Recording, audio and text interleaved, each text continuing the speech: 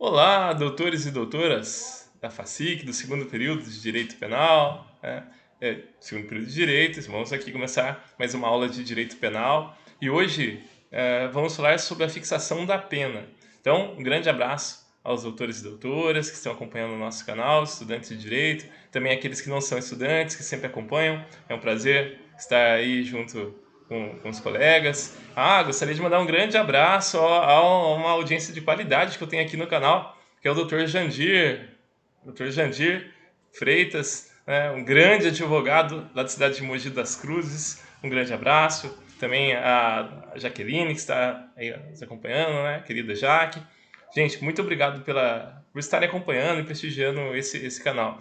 Dr. Jandir, pessoal da FACIC, ele já lecionou, né? Professor também já lecionou na FACIC há um tempo atrás, na verdade bastante tempo atrás. Espero que um dia possamos, Dr. Jandir, que o senhor volte aí para mais uma aula magna, para fazer um debate, principalmente, né, o pessoal da FACIC precisa conhecê-lo que ainda não o conhece.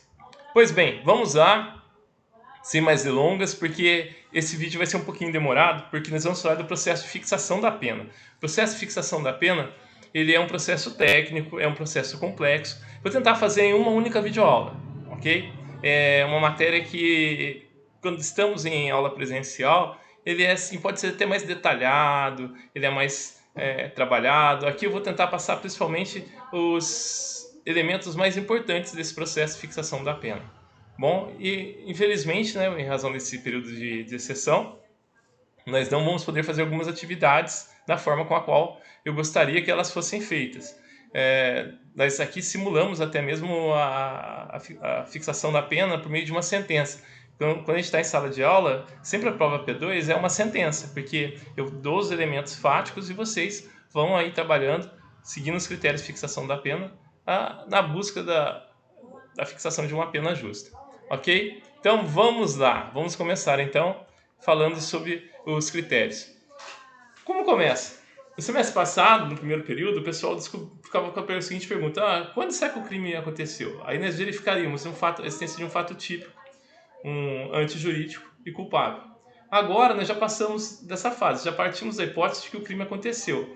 Então, quando o juiz analisa e vê a prova da materialidade da autoria, ou seja, vê a presença da tipicidade da conduta praticada pelo agente, não observa nenhuma causa distintiva da punibilidade, ou da culpabilidade, ou da antijuridicidade, ele passa então a um processo de dosimetria da pena. Então se busca no primeiro momento o quê? Estabelecer a concreta tipicidade. Ou seja, ele olha para a pena em abstrato e vê. Primeira coisa é verificar se o crime foi simples, é geralmente aquele previsto no caput do artigo, ou se incidiu ali uma qualificadora. A circunstância qualificadora. O que é uma qualificadora? Ela é aquela circunstância que muda a pena em abstrato. Deixa de ser a pena do caput do artigo e passa a ser uma pena relacionada ali num dos parágrafos. Né? São balizas de pena, mínima e máxima, e ele vai observar essa modificação. Então, sempre nós temos o tipo leve, ou o tipo simples, previsto no caput, e o qualificado vai estar em algum artigo ali. Cuidado para não confundir com causa de aumento de pena. Aí, majorante é diferente. Majorante, ela aumenta a pena em 1/3 ou 2/3. Na qualificadora, nós apenas modificamos a pena em abstrato. Primeira observância é essa. Como é um processo que vai exigir um cálculo, a gente tem que partir de um mínimo. Então, da onde que eu vou partir esse mínimo? Observando se o crime foi simples ou qualificado, ok? Simples. Há uma exceção a essa regra aí, que está nas lesões corporais. Nós não falamos que as lesões corporais são simples quando não incide nenhuma qualificadora. Nós costumamos dizer que a lesão corporal é leve, ok? Mas vamos pegar um exemplo mais simples, como por exemplo do furto. No furto a gente verifica o quê? A subtração da coisa alheia móvel para si ou para outro. É a previsão contida no caput do artigo 155. Quando a gente observa que o sujeito tem um ânimos furandi. Né? Vontade de furar? Não. Aqui, com furto, o ânimos furandi é a vontade de furtar. Olha que interessante. Ok. A forma simples é prevista no caput. E as qualificadoras, aonde são previstas? São aquelas circunstâncias previstas no parágrafo 4º do mesmo artigo 155. Reparem que elas mudam a pena em abstrato. Vejam aí, a pena do furto simples, ela é de reclusão de 1 a 4 anos e multa. Agora, se o furto é qualificado, a pena passa a ser de reclusão de 2 a 8 anos e multa. Veja então quais são as qualificadoras do furto. Com destruição, rompimento de obstáculo à subtração. Quebrou um cadeado, estourou uma fechadura de uma porta, já está ali configurado um furto qualificado. Com abuso de confiança, mediante fraude, escalada ou destreza. Olha que interessante. Então, se o sujeito é contratado, por exemplo, para tomar conta como babá, para tomar conta do filho do casal, dos donos da casa. Olha que confiança que se tem sobre a pessoa. E ela, nessa qualidade, dessa confiança depositada, é impossível você contratar alguém para ser sua babá, babá dos seus filhos, sem que você confie nessa pessoa. E ela se aproveita dessas circunstâncias e subtrai uma coisa ali a moda.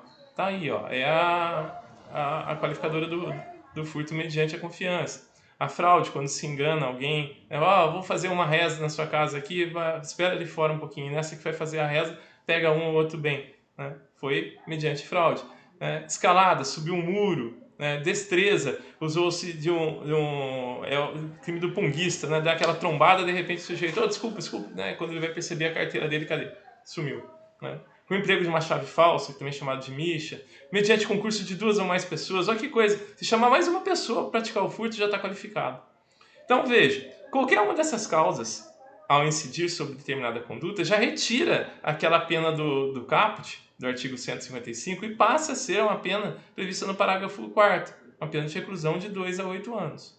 Então, vamos começar o cálculo de pena da onde?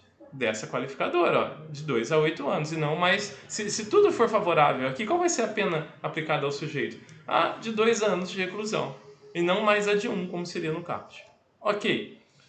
O legislador brasileiro, ele estabeleceu como critério o chamado critério trifásico de fixação da pena. Está previsto de forma explícita lá no artigo 68 do Código Penal, cuja rubrica é cálculo da pena. Observe aqui. A pena base será fixada atendendo-se ao critério do artigo 59 deste Código. Em seguida serão consideradas as circunstâncias atenuantes e agravantes. Por último, as causas de aumento e diminuição de pena. Aqui está estabelecido, por força do artigo 68, 3 fases de fixação da pena. Atenção, se o juiz descumprir as fases de fixação da pena, se ele não atender a esse critério trifásico, vai gerar nulidade da sentença. Vai gerar nulidade não da decisão se o sujeito é culpado ou inocente, mas sim da pena aplicada. Os atos serão anulados e terá que ser feito um novo cálculo de pena. Normalmente isso é feito pelo tribunal. Ok? Vamos lá então. Dito isso, vamos agora com calma analisar cada um desses critérios, cada uma dessas fases da fixação da pena. A primeira, como o próprio Código estabelece, é o que nós chamamos de circunstâncias judiciais. São 8 as circunstâncias judiciais previstas no caput do artigo 59. Vamos contar comigo. O juiz atendendo a 1. Culpabilidade. 2. Antecedentes. 3. Conduta social. 4. Personalidades do agente. 5. Motivos. 6. Circunstâncias, que são consideradas de caráter genérico. 7. Consequências do crime. 8. Bem como o comportamento da vítima. 8 circunstâncias previstas no caput do artigo 59. Essas 8 são chamadas circunstâncias judiciais. Somente vamos reconhecer como circunstâncias judiciais essas 8 do caput do artigo 59. Presta atenção na atividade, pode ter uma pergunta assim. Fica ligado. Tem que ser uma dessas 8 aqui para ser considerada circunstância judicial. Aqui há um confronto entre 2 teorias, a teoria do autor e a teoria do fato.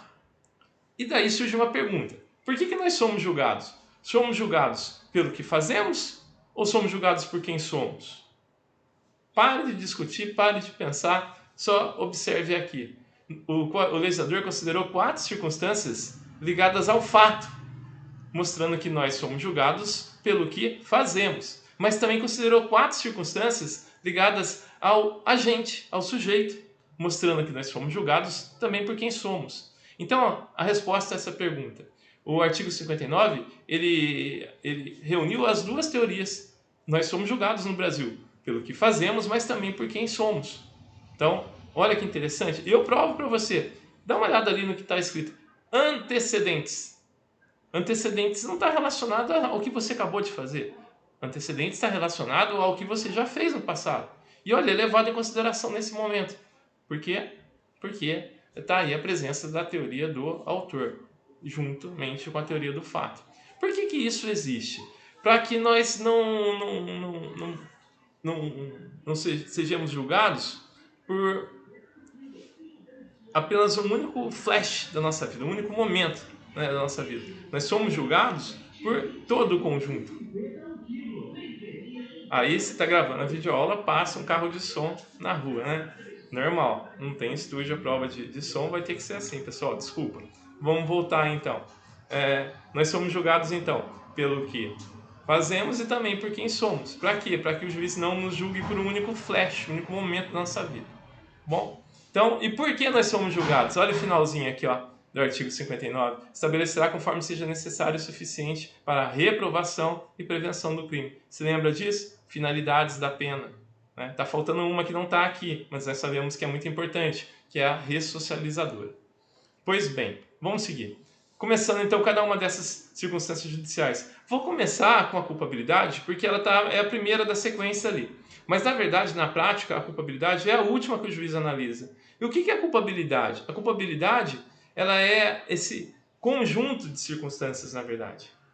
Ela é a soma de todas elas. A culpabilidade ela aparece para o direito penal brasileiro no momento da fixação da pena, como sendo um juízo de reprovação da conduta, que eu já considerei típica e antijurídica. Agora, a culpabilidade, como terceiro item, ela aparece como juízo de reprovação da conduta. Segundo a teoria, a concepção tripartida, se não houver culpabilidade, se a conduta não for reprovável, se acontecer uma das causas que excluem a culpabilidade, nós não teremos culpabilidade, portanto o juiz terá que absolver. Aqui no caso, eu considero que existe culpabilidade. Né? Por isso já estamos passando ao momento de aplicação da pena. Ok? Então, a questão histórica passou a ser mencionada como circunstância judicial a partir da reforma do Código Penal de 1984. A Parte Geral foi reformada, vocês devem se lembrar, já estudamos isso em Fundamentos Históricos do Direito Penal. E aí passou a se substituir uma expressão que antigamente era contida no Código Penal, que era intensidade de dolo e grau de culpa. Então, a intensidade do dolo e o grau de culpa passaram a ser analisados quando? No momento da análise do fato típico. Agora estamos no momento já futuro, já passado. Aqui analisamos o juízo de reprovação da conduta. E essa é uma circunstância objetiva, era ligada ao fato. É o momento em que o juiz sente. Se eu fosse traduzir isso para vocês, seria aquele arrepio que o juiz sente quando está diante das circunstâncias fáticas. O juízo de culpabilidade tem que ser feito de maneira concreta, de acordo com o caso prático. Não pode ser feito em abstrato, de maneira abstrata. Exemplo, o juiz faz assim, crime de tráfico de drogas para mim é sempre o mínimo de 6 anos, porque eu considero muito a culpabilidade, é um crime que fere muito a sociedade.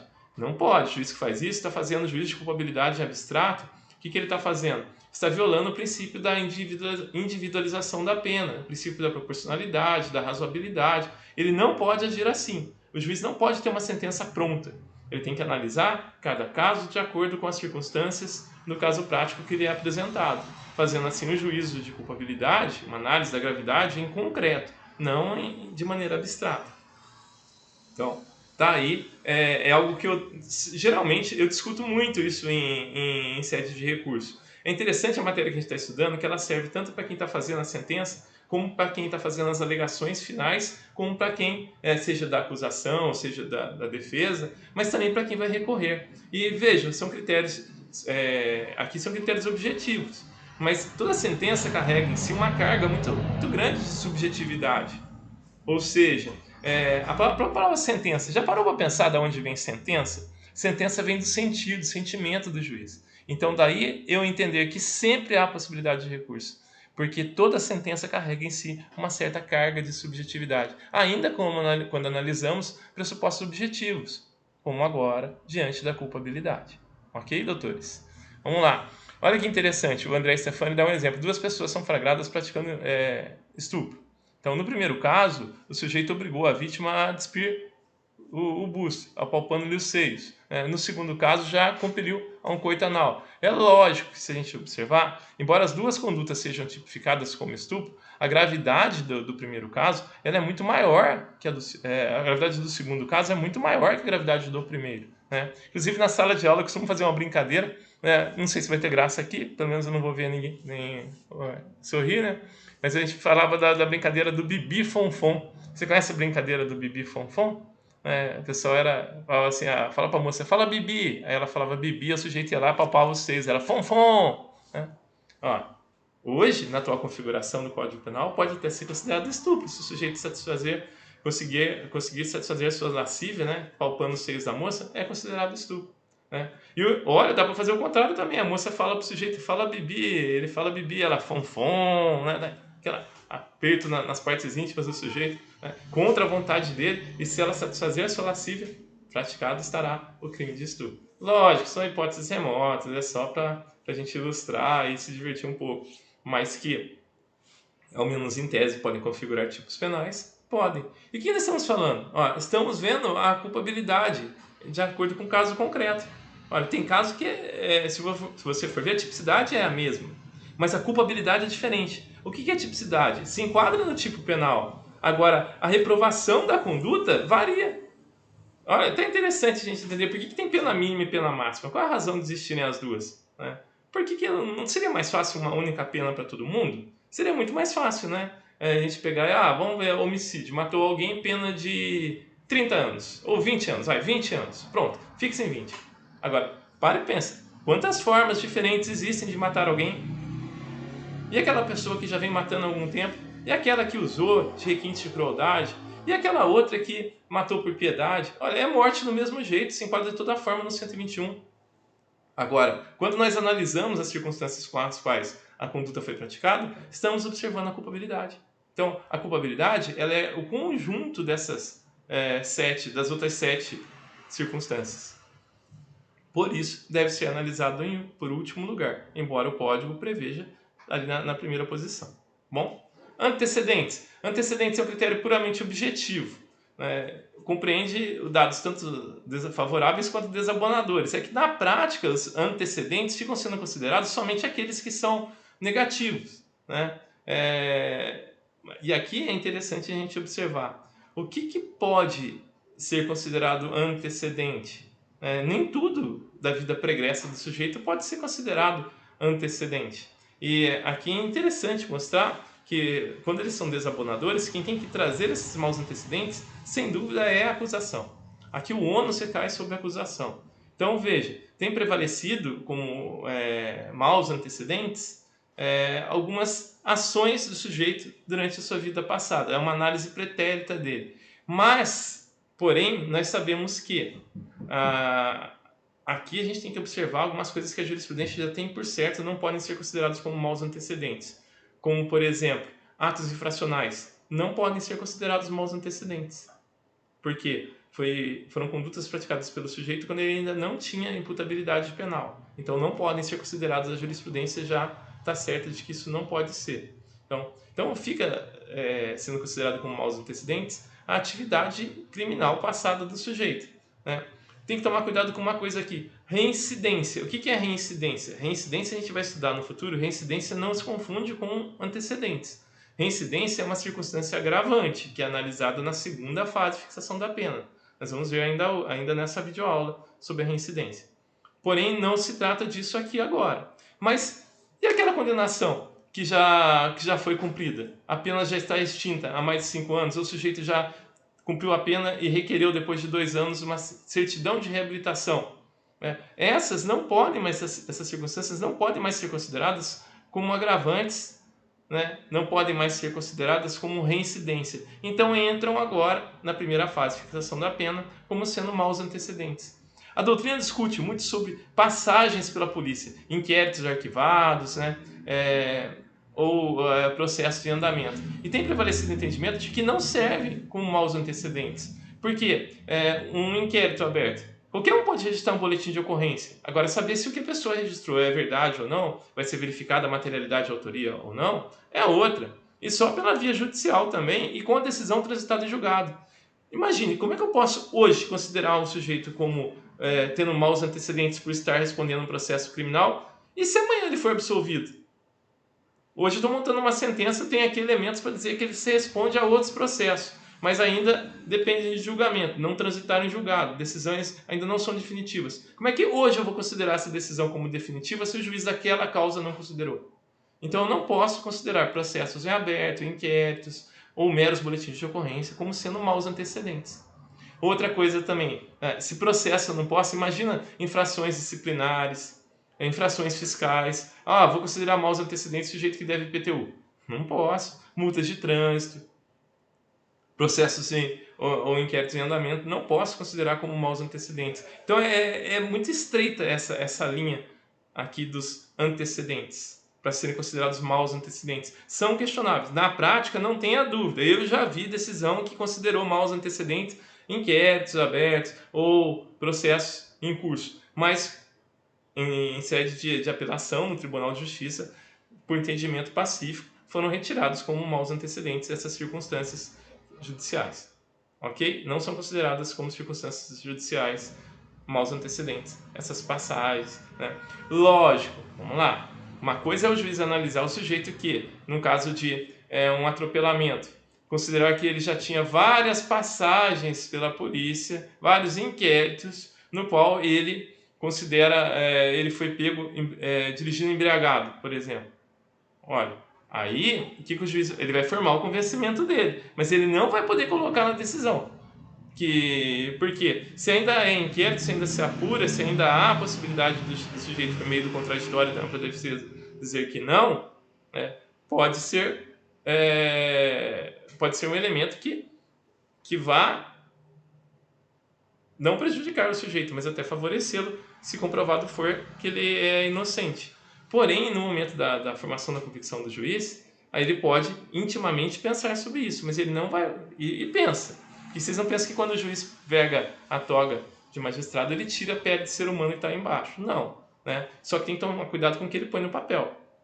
Uma decisão, por exemplo, clássica que eu já vi de apelação, o juiz escrevia na sentença que aqui é uma sentença exemplar, para que o sujeito sirva de exemplo para toda a população, para todos os criminosos.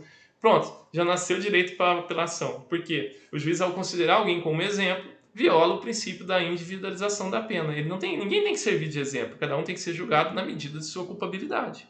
Entenda a culpabilidade como juízo de aprovação da conduta. Gente, essa aula é importantíssima. É uma pena eu ter que fazer aqui em 40 minutos, em meia hora, 50 minutos. Eu deveria fazer uma videoaula dessa de 2 horas para falar cada detalhe. Mas infelizmente não nos é possível. Sei que também vocês não vão aguentar 2 horas de videoaula direto, né? Mas vamos seguindo. Tem prevalecido o entendimento, né, de que tais fatos, como eu disse, não são considerados antecedentes. Olha o Guilherme de Souza Anucci. Se um acusado for absolvido, como esta poderá gerar um aumento num processo futuro? Esse é o teor da súmula 444 do STJ. É vedada a utilização de inquéritos policiais e ações penais em curso para agravar a pena base. Aí, ó, jurisprudência. Anota no futuro. Tenho certeza que um dia você vai precisar usar. Bom, conduta social é um critério puramente subjetivo. Refere-se ao comportamento do sujeito, né, no meio onde ele vive, em casa, no lazer, no trabalho. Por isso muita gente não entende quando a gente leva uma testemunha, por exemplo, para falar sobre como é que o sujeito é no trabalho, na escola. Por que a gente faz isso? Eu pego uma declaração de alguém, um colega de trabalho, de escola, algum vizinho, para mostrar o quê? Por que a gente faz isso? Para mostrar o comportamento do sujeito em sociedade. Isso é importante, é um dos elementos que o juiz vai ter que analisar. Já vi juiz, por exemplo, perguntar: doutor, a testemunha viu alguma coisa? Eu falei assim: não, excelência, é testemunha de referência. Eu, inclusive, já costumo me adiantar. Quando é testemunha de referência, eu já falo: olha, excelência, pela ordem, eu sou testemunha de referência. E, tá bom, aí o juiz já sabe, ele nem pergunta sobre o fato em si. Porque sabe que a pessoa não viu, não participou, não tem a menor ideia. Está aqui para falar da pessoa. E por que está falando da pessoa, do réu? Porque o juiz, se for condenar, vai ter que saber aspectos da sua conduta social. E eu trago. Então é importante aqui que algumas coisas podem ser ressaltadas, como, por exemplo, se o sujeito presta um serviço à comunidade, se ele tem alguma ação positiva nesse sentido, deve ser trazido. Agora, presta atenção numa coisa importante.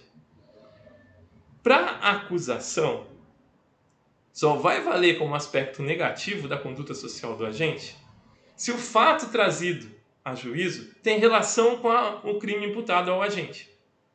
Se não tiver relação, não é interessante o processo, não vai poder ser usado. Ao contrário da defesa.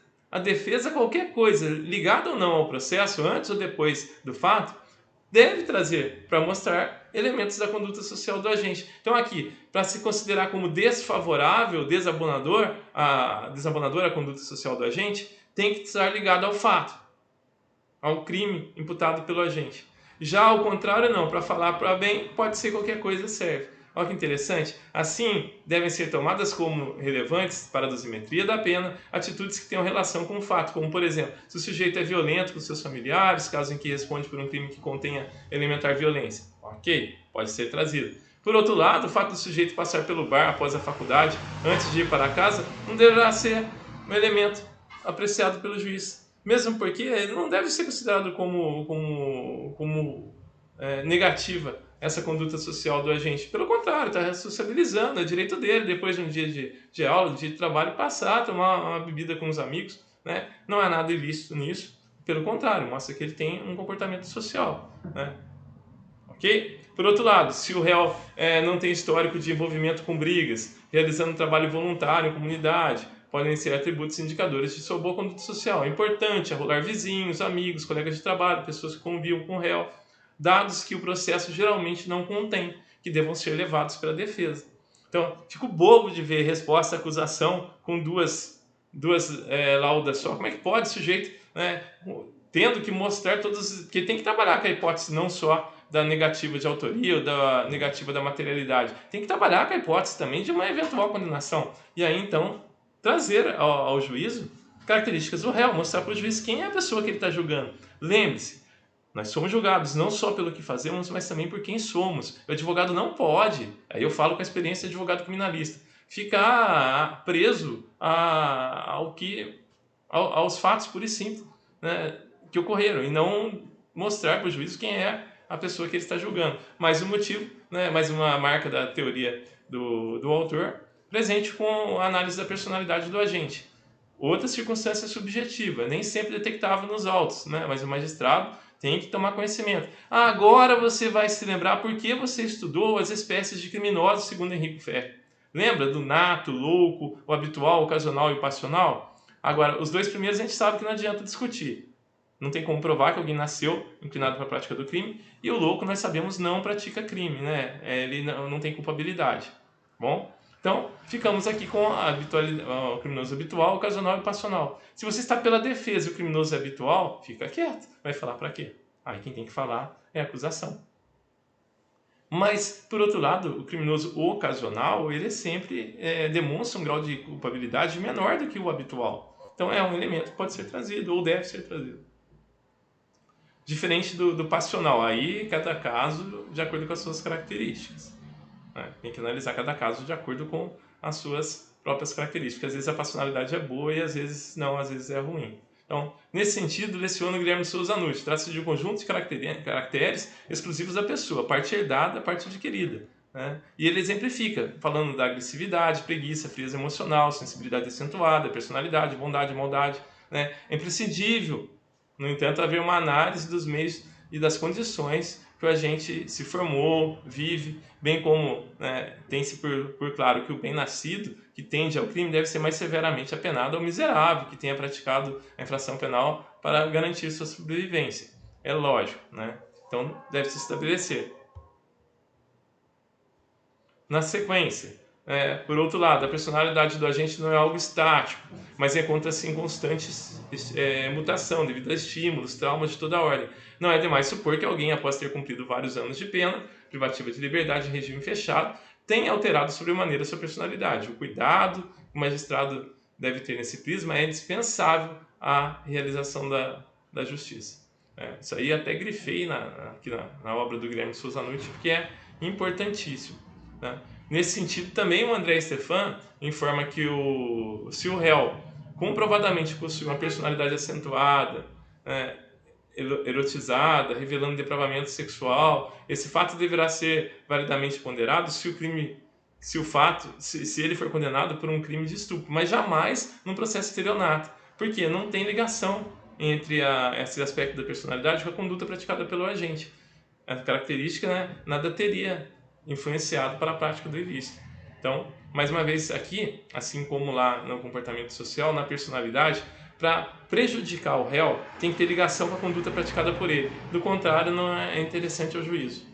Por outro lado, se eu tenho aspectos positivos da personalidade dele, eu posso trazer a juízo. Então a defesa pode trazer aspectos positivos, mas a acusação só pode trazer aspectos negativos, tanto da conduta social como personalidade, se tiverem ligação com um caso prático, com os fatos acontecidos. Então o Guilherme Souza Nucci, ele até faz uma tabelinha aqui que ajuda a estabelecer esses critérios. Depois olhem com calma, que temos aqui alguns aspectos da personalidade que são positivos e alguns negativos. Depois vocês comparem, no material de apoio tem disponível.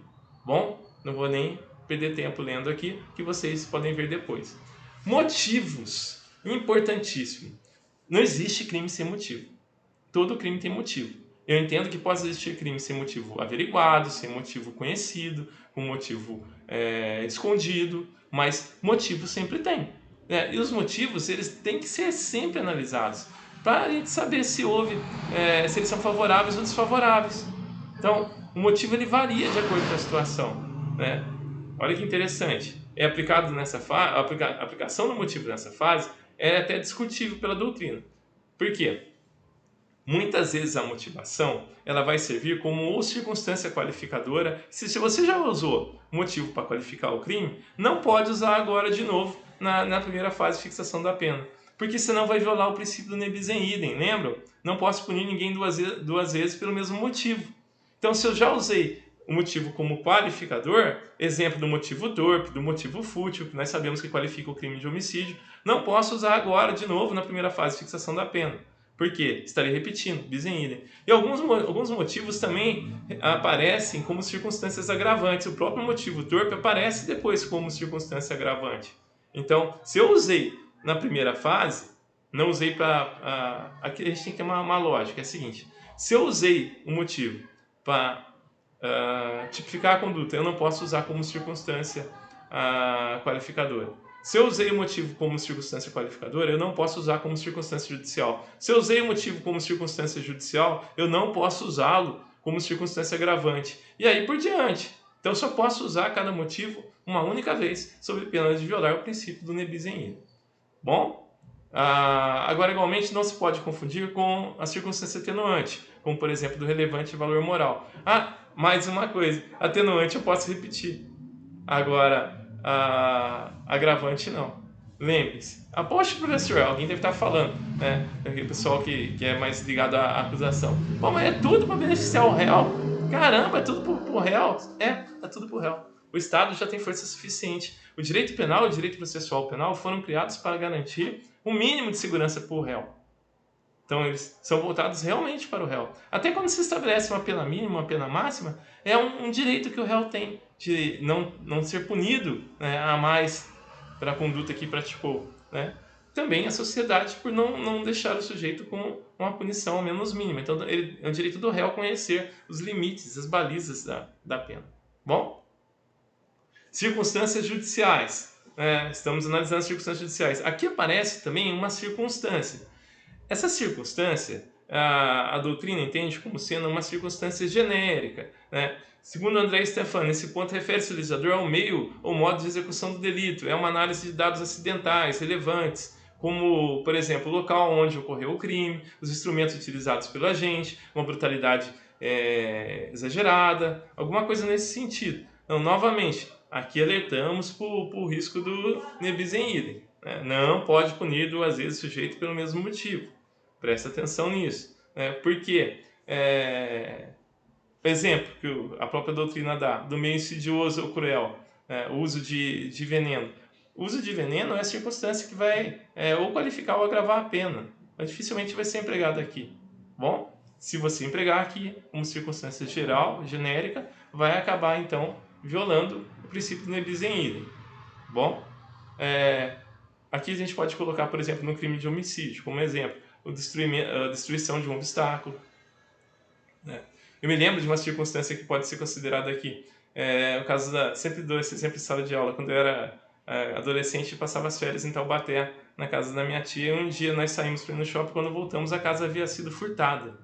furtaram a casa da minha tia, levaram tudo que tinha de valor. Só que não satisfeitos, o que que eles fizeram? Né? Eles urinaram nas paredes da casa, defecaram em alguns pontos da casa, atiraram ovos no teto. Então, essa conduta praticada pelos agentes, quando no momento da fixação da pena, pode ser levada em consideração agora, aqui, nessas chamadas circunstâncias residuais, que ficam aqui previstas como circunstâncias judiciais. Veja, circunstâncias residuais porque não se enquadram como agravantes, não se enquadram como qualificadoras, não se enquadram, aí elas vão se enquadrar onde? Aqui, são residualmente colocadas na primeira fase de fixação da pena.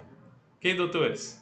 Bom, consequências do crime também tem que ser observado pelo juiz, aí é um de caráter objetivo.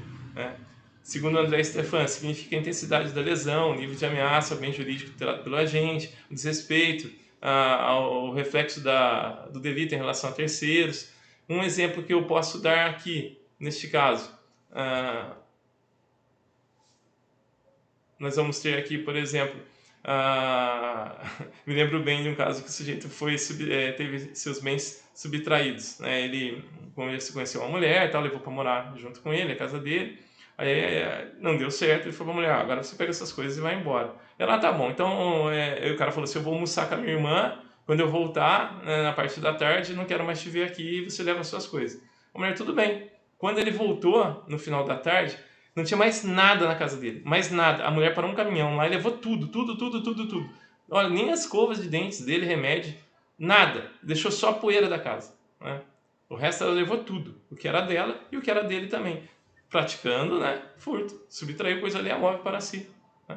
Mas veja, e a consequência desse comportamento dela? O cara não tinha nada, nem medicamento, ele teve que ficar com a roupa do corpo, teve que comprar tudo de última hora, levou ele a essa condição de miserabilidade. Sem dúvida está aí uma circunstância que deve ser considerada, né, como consequência do crime. Eu havia passado o slide, né, e nem percebi. Então aí são exemplos de consequência do crime. Bom, o comportamento da vítima, né, também deve ser levado em consideração. Tanto que existe um ramo da criminologia que é a vitimologia, que mostra o estudo do comportamento da vítima. Que muitas vezes a vítima favorece a prática do crime. Tem aquela vítima nata que ele fica, bate aqui se você for homem, você não é homem de vir aqui bater em mim. Aí o cara vem, dá uma surra nele, quer dizer, ele contribuiu ou não? Contribuiu muito para a prática do crime. É um sujeito, por exemplo, que vai desfilar lá na Cracolândia de São Paulo cheio de anéis, de cordões de ouro, né? Tá com a cara que é um sujeito, é um convite a um assalto. O sujeito que, por exemplo, né, comprou pela internet um produto que normalmente é vendido por R$2.000, ele estava lá um anúncio por 200. Ele, opa, né, naquela ânsia de comprar, de levar vantagem, comprou, mas nem desconfiou, né, aí entregaram na casa dele um tijolo, né, pelo correio. Ó, dá para imaginar? Dá. Então, é a vítima que contribui. Bom, e o comportamento da vítima, ele muitas vezes ele leva. Que da consequência do crime, eu me lembrei de um outro caso também, que é levado em consideração. Me lembro de um caso da vítima que comemorava seu aniversário e aí fizeram uma briga lá na festa de aniversário e mataram o pai da menina na festa de aniversário dela. Imagina, essa menina aqui, estou falando ainda voltei um pouquinho para falar da consequência do crime. Imagina essa menina que teve o pai assassinado no dia da festa de aniversário. Imagina se ela vai ter ânimo para comemorar essa data novamente. O que ela vai lembrar quando chegar nos anos seguintes, naquela mesma data? Vai lembrar do aniversário dela ou da morte do pai? Então, se as pessoas sabiam que estavam matando o pai dela no dia da festa de aniversário dela, essa consequência do crime deve ser levada em consideração pelo juiz no momento da fixação da pena. O comportamento da vítima, como eu disse, também influencia muito. Né? E aí, olha que interessante. O Guilherme Souza Nucci, ele estabelece uma tabelinha que ajuda. Não sei se vocês sabem, Guilherme Souza Nucci, ele foi magistrado também, o professor Guilherme Souza Nucci. Então ele tem essa parte da dosimetria da pena muito boa na sua obra. Recomendo muito a leitura. Inclusive também a matéria processual penal muito boa, trazida pelo professor Guilherme Souza Nucci. Aí observem então com relação ao comportamento comportamento da vítima, né? Ele estabelece essa tabelinha na obra dele e eu acho bem interessante. Então deixei aqui a vítima completamente inculpável, parcialmente culpável e a completamente culpável. Vai estar disponível no material para vocês também. Não vou perder tempo lendo, né? Qualquer coisa você pausa o vídeo, dá uma olhadinha aqui, né? Com calma, lê e depois continua a matéria. Bom, então e aí se conclui essa primeira fase da fixação da pena. Se pega lá, existem alguns entendimentos. O próprio Guilherme Souza Nucci, ele faz uma tabelinha para ele partir do meio e tal, mas o que tem mais aceito, a teoria que tem maior aceitação na doutrina é que se parte do mínimo, da pena mínima, e se vai indo em direção ao máximo, de acordo com as circunstâncias judiciais que vão se apresentando. Reparem, são 8 circunstâncias, então você tem que cotejar essas 8. Tem as que valem mais, a gente vai ver até no futuro que tem, mas há um primeiro princípio, nós vamos observar essas circunstâncias e cotejá-las, e para então estabelecer o que? Conforme seja necessário e suficiente para a reprovação do crime. É por isso que você observa essas 8 circunstâncias. Vai equilibrá-las, por isso que o símbolo da justiça é a balança. Você vai colocar nos pratinhos aí os pesos de acordo com o que você tem observado. E o juiz deve observar de maneira detida cada uma dessas 8 circunstâncias judiciais, para atender às finalidades da pena, retributiva, preventiva e ressocializadora, como vocês já sabem. Não vou nem perder tempo aqui lendo. Bom, então estão aqui os 8 fatores, como eu disse anteriormente, 4 ligados às circunstâncias pessoais, teoria do autor, 4 ligados ao fato, teoria do fato, então subjetivas e objetivas. Aí estão elas: antecedentes, conduta social, personalidade e motivos ligados diretamente à pessoa do infrator e ao fato em si, as circunstâncias residuais, consequências do crime, comportamento da vítima e a culpabilidade. Ok? Como eu disse, no cotejo dessas circunstâncias, nós podemos ter as chamadas preponderantes. O que são circunstâncias preponderantes? Elas são previstas no artigo 67. Olha que interessante, quando a gente começar a analisar agora as circunstâncias agravantes, nós vamos ver aqui concurso de circunstâncias agravantes e atenuantes. No concurso de circunstâncias atenuantes e agravantes, a pena deve aproximar-se do limite indicado pelas circunstâncias preponderantes, entendendo-se como tais. Estou lendo o artigo 67 do Código Penal. As que resultam dos motivos determinantes do crime, personalidades do agente e reincidência. Olha que interessante. Motivo, personalidade e reincidência são preponderantes. Olha que interessante. Dá a entender, então, essas duas de natureza subjetiva e a reincidência de natureza objetiva, nos dá a entender o quê? Que, na verdade, embora nós devemos ser julgados pelo que fazemos e por quem somos, deve-se dar muito mais atenção a quem somos do que propriamente o que fazemos. Porque reparem que 2 das 3 circunstâncias preponderantes são de natureza subjetivas. Repito, motivos e personalidade do agente. Então, advogado, nunca deixe de analisar motivo e personalidade do agente. Mais que isso, trazer provas aos autos do comportamento, de elementos da personalidade do seu cliente e os motivos pelos quais eles praticaram os crimes. Então aí o Guilherme Souza Nucci, de maneira matemática, ele faz o quê? Ele dá peso 2 a essas circunstâncias preponderantes. E aí ele dá peso 1 às demais, totalizando 10, e aí ele faz aí mais ou menos um cálculo matemático para a sua aplicação. Bom, e ele demonstra aí nesse quadro, que vocês vão ver depois com calma, dá uma pausada no vídeo se quiser, ou olha no material, está reproduzido lá, como que ele entende esse sistema de dosimetria, ok? Lembrando, isso é opinião doutrinária, não está previsto em lei. Então o juiz ele vai observar essas circunstâncias judiciais e vai arbitrar ali um valor, ok? Valor em relação ao tempo de pena. Então, embora na prática apresente técnicas como a de Nucci, existam técnicas como a de Nucci, na prática tem prevalecido o entendimento que a busca pela fixação da pena base, o magistrado deve sempre observar o mínimo da pena abstrata. Assim, se o réu possui somente circunstâncias judiciais favoráveis, a pena deve ficar, lógico, no mínimo. Igualmente, se houver circunstâncias só desfavoráveis, ela deve caminhar em direção ao máximo. Mas de cara, já colocar o máximo da pena na primeira fase é um absurdo. Isso viola o princípio da individualização da pena. De cara, eu posso colocar no mínimo, ou arrefecer um pouquinho mais a pena. Ou arrefecer não, ou asseverar um pouquinho mais a pena. Mas deixar de cara no máximo, olha, é praticamente impossível verificar uma circunstância como essa. E o que vai restar para as outras fases de fixação da pena?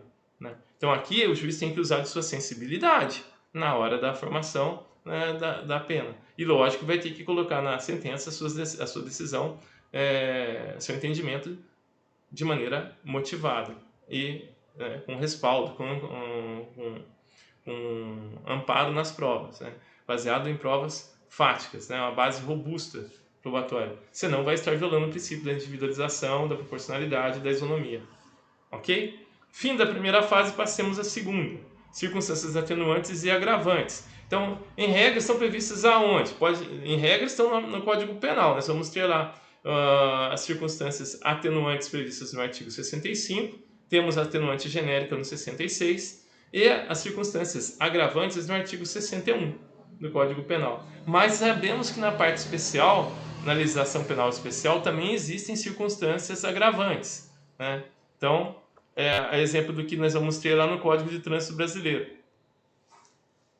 Pois bem, então depois vocês leiam com calma o artigo 65.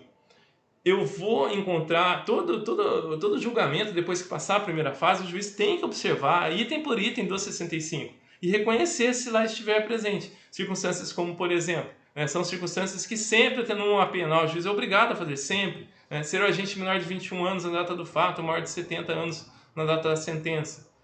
Menor de 21 anos na data do fato é essa maioridade relativa. Antes da mudança de 2002 do Código Penal, que baixou a maioridade penal, a maioridade civil, mudança no Código Civil, 2002. Antes era o Código Bevilacqua, agora passou a ser o Código Reale, 2002. A maioridade civil se dava aos 21 anos, a penal aos 18 e a civil aos 21. Havia aí um interstício, entre 18 e 21. Por que isso acontecia, né? Porque sempre se entendeu que o sujeito, embora saiba, tenha convicção, presume-se que ele tenha entendimento e autodeterminação, entendimento do caráter ilícito da sua conduta e condições de autodeterminar-se a partir dos 18 anos. Isso é uma presunção. Pode ser elegida somente com prova em contrário, que é o chamado incidente de sanidade mental. A gente vai ver isso mais adiante. Voltando. Se tem por certo que o sujeito, quando tem 21 anos, não tem total amadurecimento. Ele sabe que o que faz é errado, ele tem capacidade de não fazer, mas ele ainda não está formado psicologicamente, de maneira completa. Ainda há essa pós-adolescência. E é verdade. Quem tem hoje 40 anos, quem tem hoje 50 anos, vê o mundo com outros olhos. Eu costumo brincar que eu tenho 7 anos de idade. Vou fazer 8 esse ano. Porque para mim a vida começa aos 40. A partir dos 40 você tem uma visão de mundo completamente diferente da que você tem antes. E com 20 e pouco, então, aí que você não tem visão nenhuma. Uma pena essa aula não ser presencial, senão eu teria vários exemplos para dar, alguns até bem engraçados. Mas eu vou deixar para o futuro. Bom, desconhecimento da lei é outro exemplo. Olha que interessante, desconhecimento da lei aqui, ele serve como uma circunstância atenuante. Não dá para conhecer toda a legislação. Imagina, quem vai conseguir conhecer, saber de cor todos os artigos do Código Penal, saber interpretá-los? Quem consegue? E estou falando do Código Penal, nós temos ainda toda uma imensa gama de legislação penal extravagante. Como conhecê-lo? Então, nesse caso, o que acontece? Se é uma norma específica, o agente pode pedir aí a atenuação da pena pelo seu desconhecimento. Eu vou dizer mais, na minha opinião, pode-se até afastar a culpabilidade. Não é nem caso de reconhecer uma circunstância atenuante. Para mim é caso de absolvição, se fica provado que o sujeito não conhecia aquele tipo penal. Bom, mas isso é uma discussão para outro dia. Não vamos perder, vamos entrar nisso agora.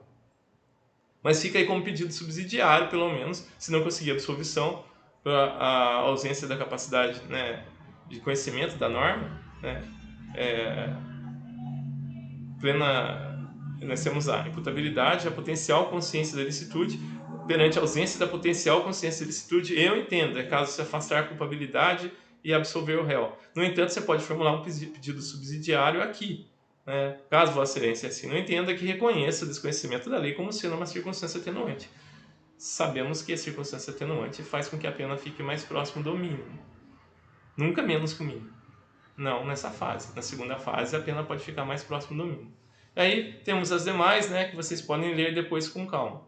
Ok? Não vou entrar em detalhes, que elas são bem elementares, pois o material trata de maneira mais detida de cada uma delas. Mas, enfim, é sua obrigação analisar cada uma delas. A circunstância atenuante genérica nós já conhecemos, quando estudamos sobre o erro. Então, nós sabemos que há aqui a possibilidade do sujeito que, por exemplo, se arrepende, de ter verificado aí uma circunstância atenuante aí nominada porque não tem a rubrica, se ela for relevante, embora cometida antes ou depois do fato, previsto ou não em lei. Ok? Circunstâncias agravantes. Nós vamos encontrar na carreira do artigo 61. Presta atenção no que está escrito aqui no caput do 61. São circunstâncias que sempre agravam a pena. Repara agora no restante. Quando não constituem, ou seja, quando não são elementares de um tipo penal, ou qualificam o crime. Porque se for elemento constitutivo do tipo penal ou qualificar o crime, você não pode usar agora como circunstância agravante, sob pena de violar o princípio do ne bis in idem. Um exemplo clássico que eu dou para você está aqui, ó, crime contra ascendente, descendente, irmão ou cônjuge. Vamos considerar, por exemplo, o crime de infanticídio, em que a mãe mata o próprio filho. Artigo 123 do Código Penal. No crime de infanticídio, ó, eu já estou punindo a mãe por matar o próprio filho. Por exemplo, também no crime de aborto, 124, o autoaborto. A mãe matou o próprio filho. Não posso aqui, então, considerar como circunstância agravante o crime ser praticado contra descendente. Não posso, senão vai ser bis in idem. Não tem como, já usei elementar do tipo, né, matar o filho, matar o próprio filho, tanto no aborto quanto no infanticídio, para classificar o crime, né, para constituir o crime. Não posso usar agora como circunstância agravante, senão bis in idem. Cuidado também com relação às qualificadoras, né? Se eu já usei, por exemplo, a emboscada, a traição, recurso que dificultou e impossibilitou a defesa da vítima, motivo torpe, motivo fútil, como no homicídio, não posso agora usar novamente como circunstância agravante. Se eu já usei para qualificadora, não posso usar novamente.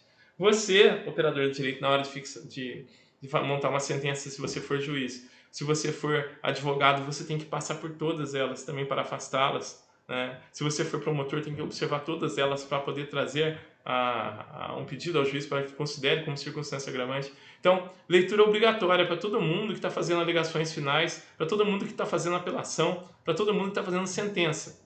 Artigo 65, 66 e 61 do Código Penal. Ok? Então, leiam depois com calma, não tem nenhuma que é tão assim diferente que não possa ser entendido. Vou só ressaltar aqui a embriaguez pré-ordenada, que é aquele caso em que o sujeito se embriaga para poder se encorajar, né, ou se entorpece para poder se encorajar para a prática do crime. Depois a gente pode analisar com calma cada uma delas, mas agora é importante que na segunda fase de fixação da pena você saiba que você está tratando de circunstâncias atenuantes e agravantes. E preste atenção numa coisa, na segunda fase, assim como na primeira, não pode o juiz fixar a pena menos que a mínima ou mais que a máxima. Não pode, nem na primeira nem na segunda. Presta atenção nisso. Agravantes no caso de concurso de agentes. Então perceba, nós já estudamos concurso de agentes, com autoria e participação. Olha que interessante o 62. A pena será agravada em relação ao agente que promove ou organiza a cooperação do crime ou dirige a atividade dos demais agentes, com autores imediatos. Coage, induz outrem à execução material do crime. Olha aí os partícipes por suporte moral, né? Aqui no caso o induzimento. E no inciso seguinte está a instigação. Instiga ou determina a cometer o crime alguém sujeito à sua autoridade ou não punível em virtude de condição ou qualidade pessoal. Usar, por exemplo, uma criança, né, ou alguém que tem uma deficiência mental para a prática do crime. Sempre vai ser uma circunstância agravante. Se não for um crime específico, presta atenção nisso, né? Executa o crime ou nele participa mediante paga, promessa de recompensa. Olha o motivo torpe. Paga, promessa de recompensa é motivo torpe. Então, dificilmente você vai ver nos tipos penais desses mais conhecidos, geralmente essas condições, essas circunstâncias estão previstas como qualificadoras. Porém, existem outros que não, mais distantes. Por exemplo, os crimes contra a administração pública, dificilmente você vai ver. Mas pode empregar aqui como circunstância agravante. Ok? Então, conflito entre as circunstâncias. Quando houver circunstâncias agravantes e atenuantes, o juiz deverá aproximar a pena das circunstâncias preponderantes. Aí, então, eu me lembro do artigo 67 que eu já disse. No conflito entre elas, eu posso considerar como peso 2, motivos, personalidade e reincidência. Ok? Então, presta atenção nisso. Então, se eu tenho um motivo favorável, para considerar, assim, duas circunstâncias desfavoráveis, para eu anular esse motivo favorável meu, preciso de duas circunstâncias desfavoráveis. Lembrando que a gente considera como peso 2, motivos, personalidade e reincidência. Ok? Então, é considerado aí a minoridade dos 21 anos, por imposição jurisprudencial, como um elemento da personalidade do agente. Da onde que eu tiro isso? Do artigo 67 do Código Penal, como nós já lemos. Conflito entre agravantes. Na hipótese de ocorrer conflito entre agravantes genéricas, como por exemplo motivo torpe, crime mediante pago mais recompensa, uma qualificadora, lógico, deve se prevalecer sempre a qualificadora, ok? Então, nem vou perder tempo que vocês já entenderam. E passamos à última fase, né, que a aula já está longa, meu Deus do céu. Desculpe a demora. O direito penal passa muito rápido, até em videoaula. Última fase, vamos lá. Terceira fase, nós analisamos majorantes ou minorantes. Como que eu sei que estou diante de uma majorante, uma causa de aumento de pena? Quando aumenta assim um terço, em metade, em dobro, é sempre um percentual. Eu costumo brincar na sala de aula e falar assim, que a majorante ela é católica, enquanto a qualificadora ela é evangélica. Né? Por que a qualificadora, por que a majorante é católica? Porque ela sempre aumenta em um terço, né? Um terço, 2 terços, né? Lembrando do católico que reza com um terço. Enquanto a qualificadora ela muda a pena em abstrato. Presta muita atenção nisso, isso é importantíssimo saber a diferença entre uma e outra. Ok?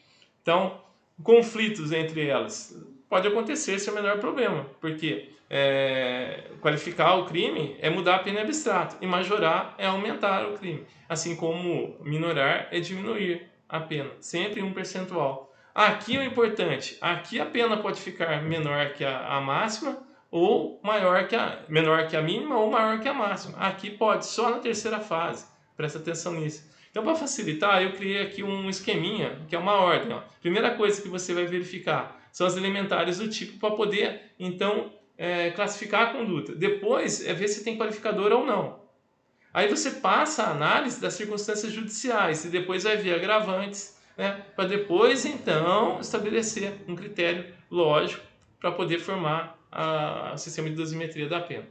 Então, inicialmente, né, deve ser verificada a incidência das circunstâncias qualificadoras. Depois a gente passa, olha lá que interessante, não pode confundir qualificadora com agravante. Presta atenção, qualificadora muda a pena em abstrato. Agravantes são aquelas previstas lá na segunda fase, no artigo 61 do Código Penal. Então, primeira fase, circunstâncias judiciais, depois circunstâncias agravantes, atenuantes, depois as qualificadoras.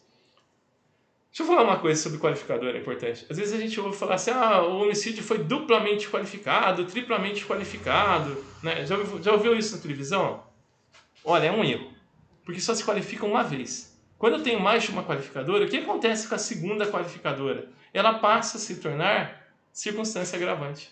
Porque só se qualifica o crime uma vez. Então, na incidência de mais de uma qualificadora, a segunda vai ser usada na segunda fase de fixação da pena. Gente, só para concluir de vez isso daqui. Fim desse sistema de dosimetria, o que o juiz passa a fazer agora? A estabelecer o regime prisional, que pode ser o aberto, o semiaberto ou o fechado. E aí tem todo um trabalho para isso ser fixado. Nós já estudamos isso. Então agora você terminou essa aula. Se você quiser dar aquele complemento, fechar, né, em grande estilo, dá uma olhada quando a gente falou de regime prisional, que é o que o juiz vai fazer agora. É o juiz sentenciante que fixa o regime prisional. Ok? Aí depois vai ser analisado o lapso temporal, né, por meio dos critérios, do critério trifásico, né, análise das circunstâncias judiciais. E aí veja que interessante, o juiz passa a observar a possibilidade de comutação da pena privativa de liberdade em pena restritiva de direitos, né, ou penas restritivas de direitos. Ou seja, prisão é exceção. Se puder uma outra medida que não a prisão, essa que deve ser aplicada. Depois, com mais calma, falarei sobre isso. Agora, foi bastante conteúdo. Desculpe, me perdoem a demora, é a aula mais longa, a videoaula mais longa que eu já fiz, mas não por acaso ela é muito importante. Ok, doutores? Fica aqui os meus contatos. Prefira sempre, se tiver dúvida, mande um WhatsApp para mim, assim que possível eu respondo. Pode mandar pelo Instagram também.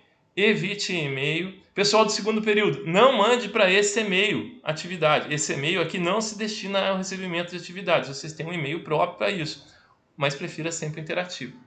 Ok, doutores? Então, se você não é inscrito, se inscreva no canal. Você dá o joinha aí se gostou da aula. Um grande abraço. Fiquem com Deus. Muito obrigado pela atenção de vocês.